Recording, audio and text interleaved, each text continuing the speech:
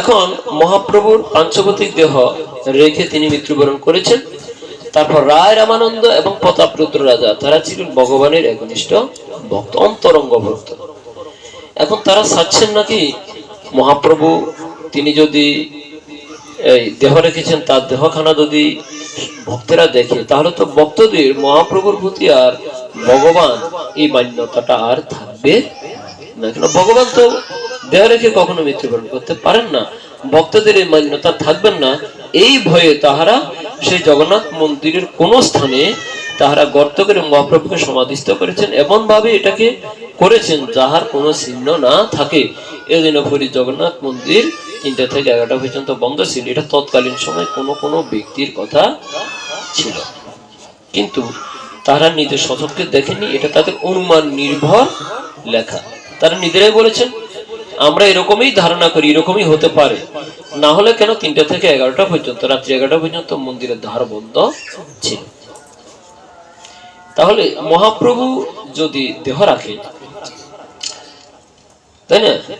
এখন বিষয়টা হলো, আবার কেউ কেউ বলেছে যে মহাপ্রভুকে হত্যা করা হয়েছে। বিষয়টা আরো জটিল হয়ে গেল। কেন হত্যা করা হয়েছে? কেননা মহাপ্রভু একাধারে অনেকের সাথে মহাপ্রভুর বিরোধ ছিল। এবার আসুন, বিষয়টা হচ্ছে কি, তৎকালীন সময়ে যে সমস্ত সমসাময়িক ছিলেন সকলে কিন্তু মহাপ্রভুর এই ভক্তি দ্বারায় সম্পৃক্ত হননি। অনেকে মহাপ্রভুর বিরোধী ছিলেন।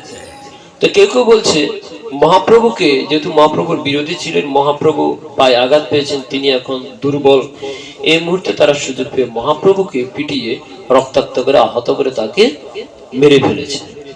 এখন যিনি অনাদিরাদি গোবিন্দ, তাকে যদি মেরে ফেলা হয় তাহলে কি কারকের বিশ্বাস থাকবে ভগবানকে কেউ পিটিয়ে মারতে পারে?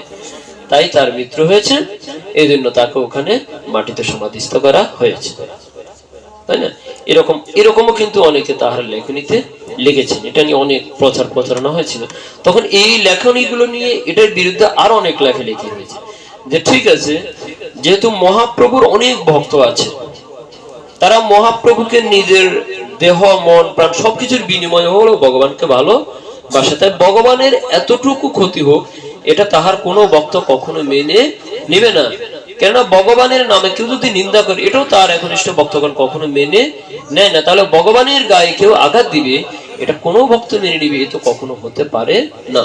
যদি মহাপ্রভুকে হত্যা করা হয়, তাহলে সে সময় মহাপ্রভুর অনেক ভক্ত ছিলেন, হাজার হাজার ভক্ত ছিলেন, লক্ষ লক্ষ ভক্ত ছিলেন, নিশ্চয় তাহারা তাহার প্রতিবাদ করিতেন। যদি তাহাকে